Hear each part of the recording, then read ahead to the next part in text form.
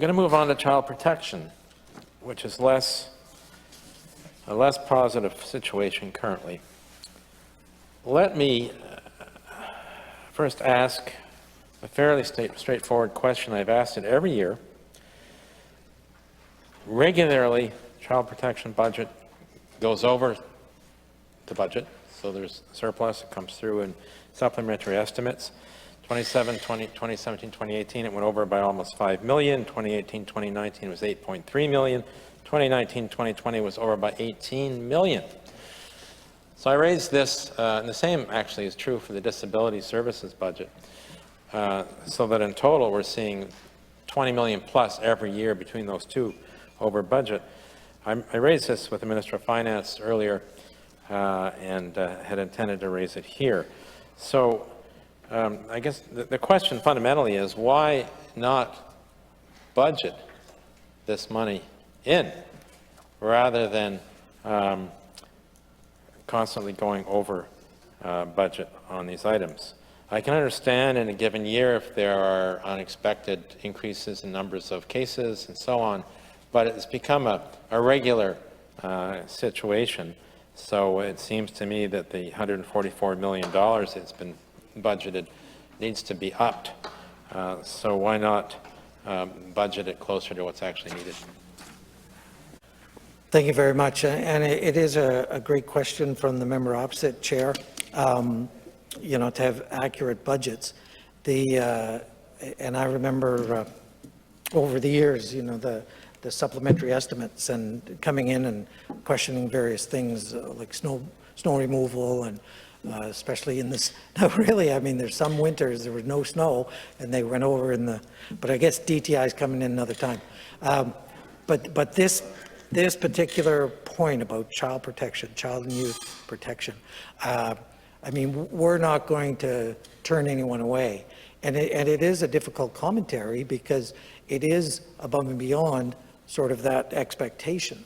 Now, there is some management within the accounts. If there's a surplus or an underpayment in some places, it can go to some places that we're over. But I think that's how I'd like to frame it, as opposed to making it a budget exercise. It goes back to, like, let's see what we can do to reduce that demand and reduce those over expenditures, which sometimes come from complex cases, which can end up being very substantial. And one of the areas I'm quite proud to see happening within the department is trying to help with the professional care homes and also children aging out of care, where we've said let's you know, again, look at that to see if we can help, whether it's going to education or post-secondary education, but just instead of saying, okay, you're aged out, there's no more support,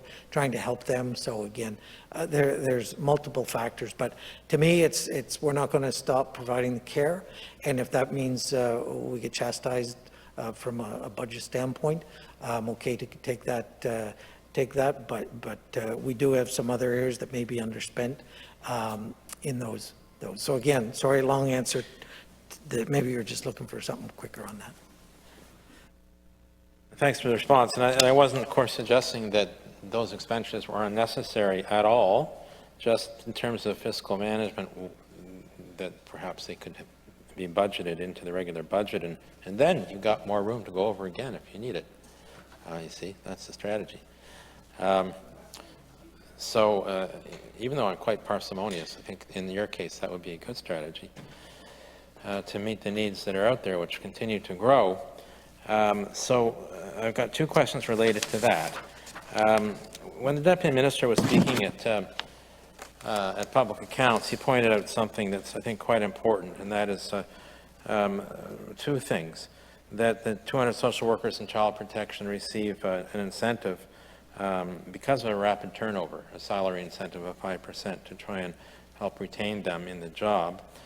He also pointed out that the length of experience among those social workers is about 2 to 4 years, so you're pretty much putting new graduates into child protection, and they're carrying quite a load.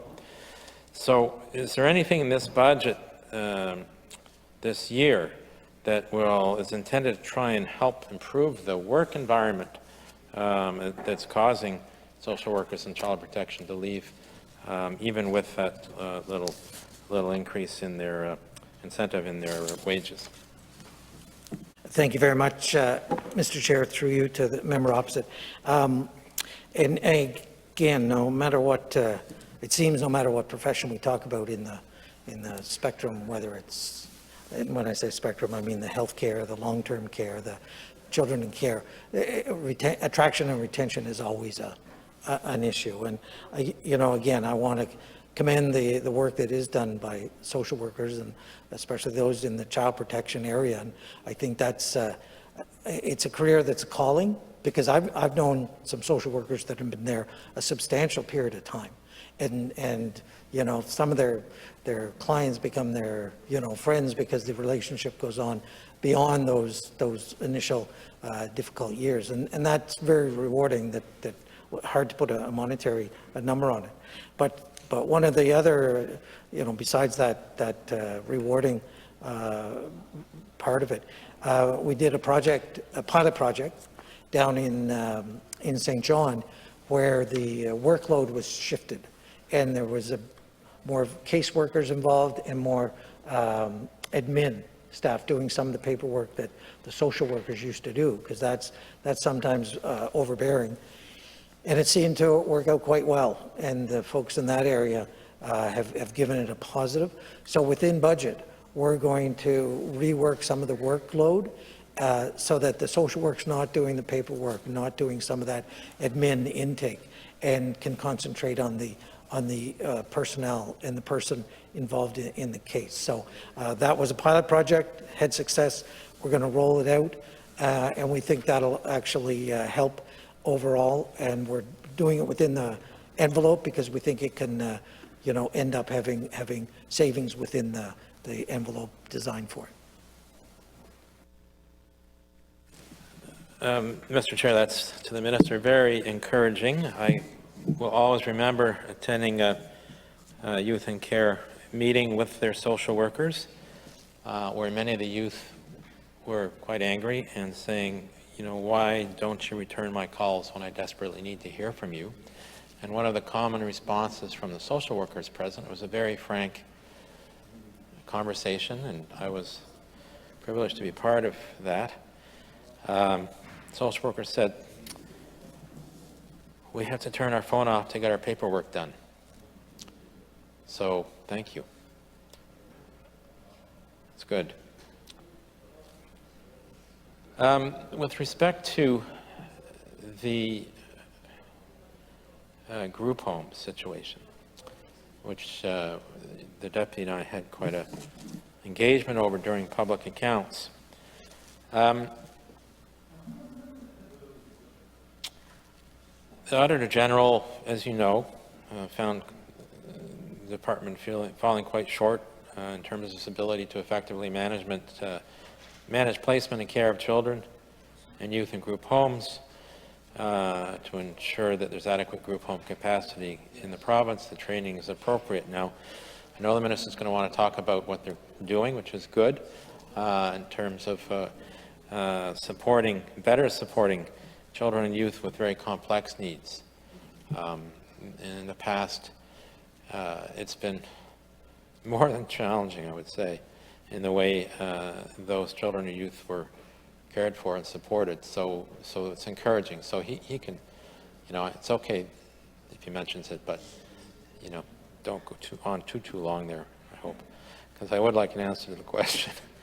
And it's a good thing, what they're doing there, that's for sure. But my question specifically is, how will the budget address the concerns around group homes that the Auditor General identified?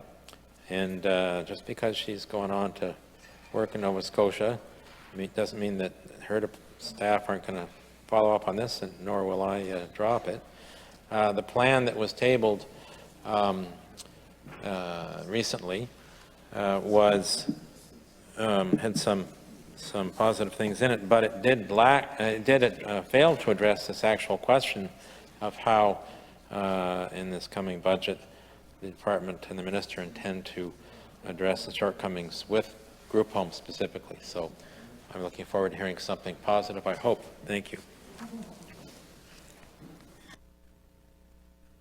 Thank you very much, Mr. Chair, and I know our time is running, and want to give as much information as I can to the member opposite, and of course the invitation to all the opposition parties that the door is always open. If there's additional information that you're looking for, we can go ahead and have a greater detailed briefing, such as the professional care homes, which again fills a gap. And between this and some of the special placements for some of the children with very, very significant challenges, it's about $3.1 million.